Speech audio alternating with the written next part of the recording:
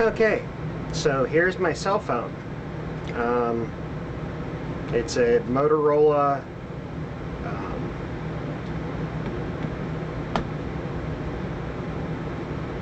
and the name just left me. Anyway, it's the non-Verizon version of the Droid, and it actually is a GSM model. I've got the battery cover from, this is my old Verizon Droid that I used to have. Problem with this phone when I picked it up is, well, the reason I have this phone is because I ran my other phone over with the tractor. Yeah, fell out of my pocket while I was cutting the grass and didn't realize it until it went flying out of the mower deck in pieces. But thankfully, the SIM card wasn't damaged. Unfortunately, when I bought this is actually the European version of the phone, and I can only use it when I'm on Wi-Fi at home. So, and getting a what is it, Motorola 853, I think is the model number of it. This one's the 855, the Verizon model. This was my old phone, as I said. And what we're going to try to do is, I have a board here from a Telus from Canada, North American 853, that I'm going to attempt to transplant into this one. First things first, we got to figure out how to take it apart. From what I can see looking at it, I only see one screw in the back here. So let's take that out. And I probably don't have a driver small enough to fit it. Okay. Yes, I do.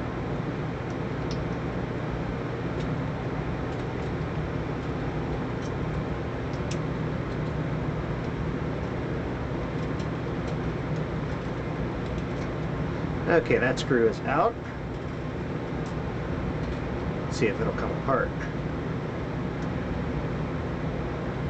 I'm sure there's more holding this thing together than one screw, but who knows? And it's not coming apart. So we'll be back after I try to figure out how to take this apart. Should have done that before. Okay, so we have the back cover loose, and to remove the back cover, you have to obviously remove the battery cover and battery pack. Remove this rubber bumper here. I actually started, you have to remove this piece right here, which is this piece of plastic, and have to be very careful because it's actually clear plastic with a printed on the back. And so peel that off carefully, then peel the rubber bumper off, and then peel this little grill off here. And again, I'll try to be careful to not damage them.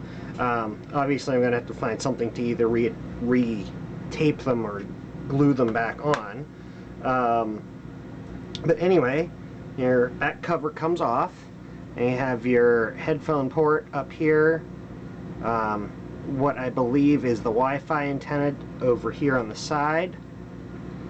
And be careful not to lose the headphone connection. I'm not sure if that comes out or not, but I chose not to peel off this plastic. I think it's just a spacer, but that's helping hold some of the screws in place so we don't lose them. Okay, so now blow the dirt out of here.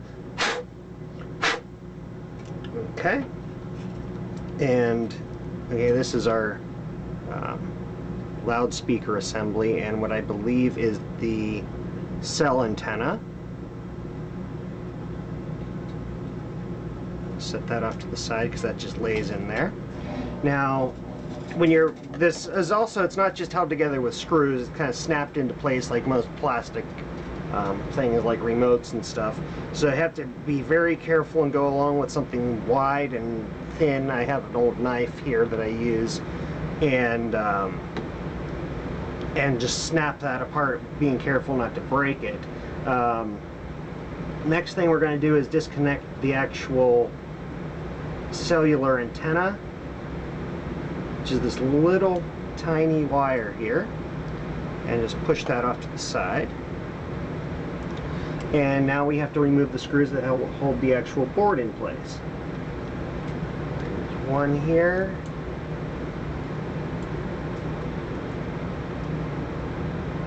One in the corner.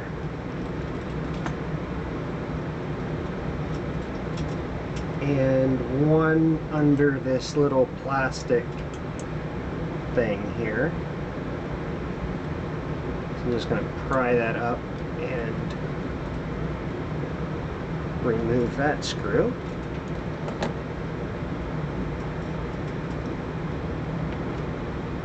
Maybe remove the screw. Seems to have gotten stuck in there. And we've got a couple connectors to remove too.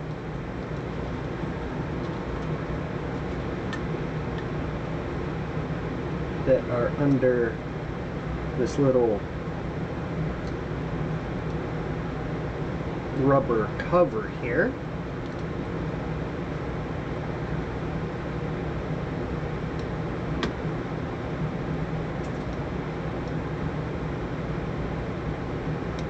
Just peels back, and it reveals, I believe, is the display connector and the keyboard connector, I think. Those just pop out. There is one more connection on the bottom, which actually I think this one's the keyboard connector. And there, the motherboard is out. Time to install the new one. And installing the new one is exactly the reverse of taking the old one out. And this one here looks like, yes, the little rubber flap is torn off. So let's see if we can, yes we can, peel this little flap off here of the original motherboard. I wonder if that's the same. A little tiny backup battery in there. I believe it's a backup battery anyway. And the little rubber covers are actually different, so we're just going to have to, as you can see here, not quite the same. This one had a little flap connected right there and it's broken off. But we're just going to go ahead and reconnect the keyboard connector.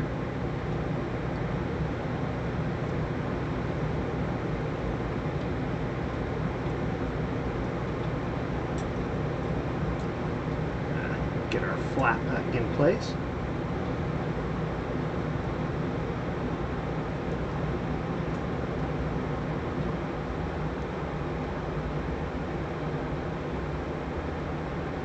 Okay. There's our screw.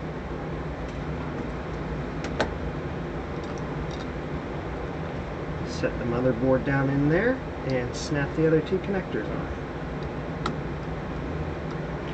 And we're just going to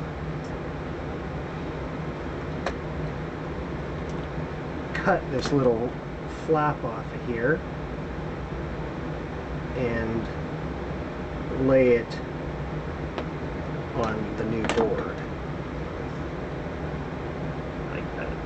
It does have a little bit of sticky tape on it, so that'll be good. Now we put our 3 screws back in.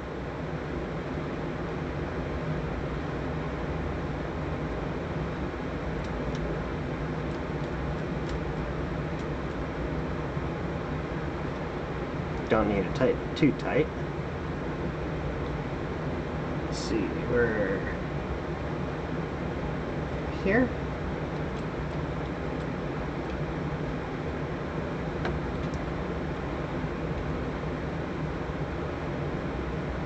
And here, I believe.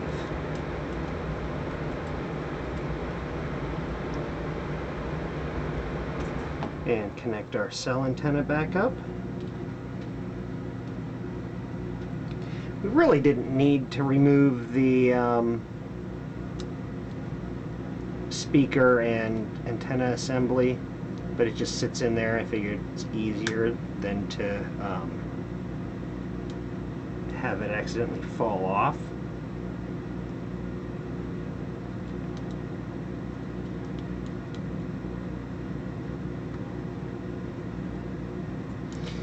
Little tiny connectors, a little bit more of a challenge to work with than you think. It's a little coaxial connector that snaps in there, and set our speaker back on there and snap the cover back on.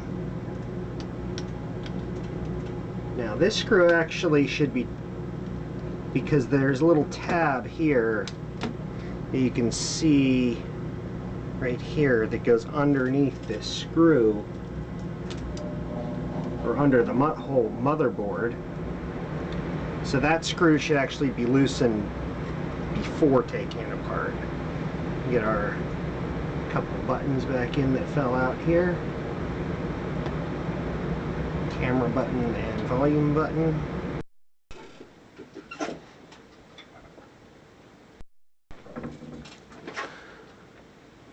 Okay, so we're back together and working.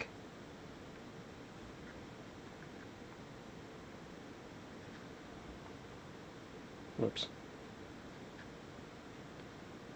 Unfortunately, this particular card is locked, or this motherboard is locked. As you can see, emergency calls only, network locked.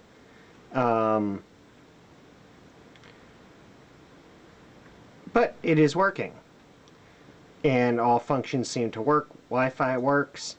Didn't check the camera yet. Camera works. Alright, so there we go. We now have a